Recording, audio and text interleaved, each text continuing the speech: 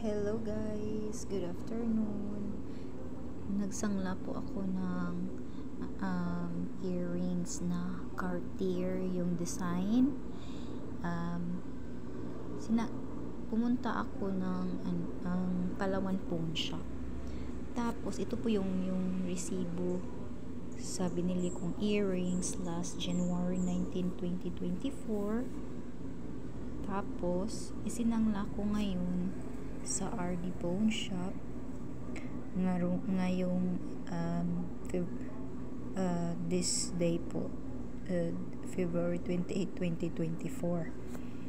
Sa RD Pawn Shop po ako nagsangla po kasi hindi po kasi tinanggap sa Palawan Pawn Shop yung earrings ko na Cartier. So binili ko yung earrings ko na Cartier ang design sa Cebuana Lolier, at ito yung original price niya kasi walang 10% discount nung pagbili ko ng earrings na Cartier design. Kaso lang nung nagpunta ako sa Palawan Pawn Shop ngayong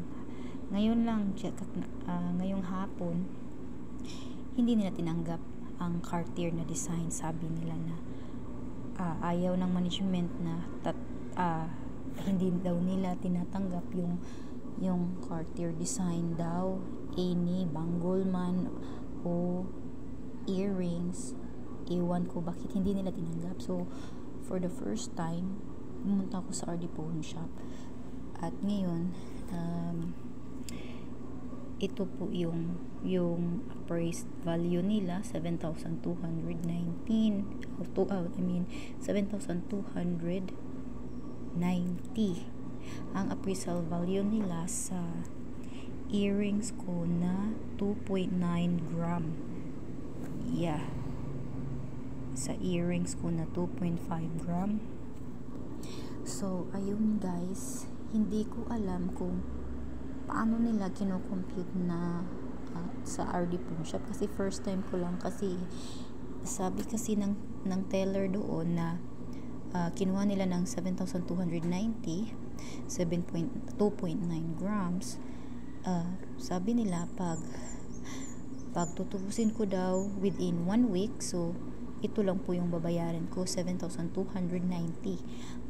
Pero pag tutubusin ko within this month or this March 28, so ang babayaran ko pag tutubusin ko ay 7,435.80.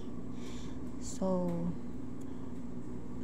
siguro ganun siguro yung policy sa RD Pawn Shop. Iwan ko, comment nyo ako dyan guys sa baba kung ganito ba talaga ang RD Pawn Shop. For one, if you will redeem the jewelry within this week, so yung babayaran mo is magkano yung appraisal value nila or yung natanggap mo na appraised value mula sa kanila. Pero pag lumagpas na yun ng 1 week, so babayaran mo automatic na daw na 2% ang mababayaran mo sa from the appraised value times the 2%. So ito po yun, 7,435. So iwan ko lang kung ganun ba ang RD Pawn Shop sa lahat ng branches kasi this is my first time. Okay guys, update ko lang sa inyo na wala kasi akong picture ngayon sa earrings sa Cartier design, pero ang masasabi ko lang sa inyo na sa ngayon po parang hindi tinatanggap ng Palawan Pawn Shop yung mga Cartier design na earrings or bangle. So okay, bye bye guys, thank you.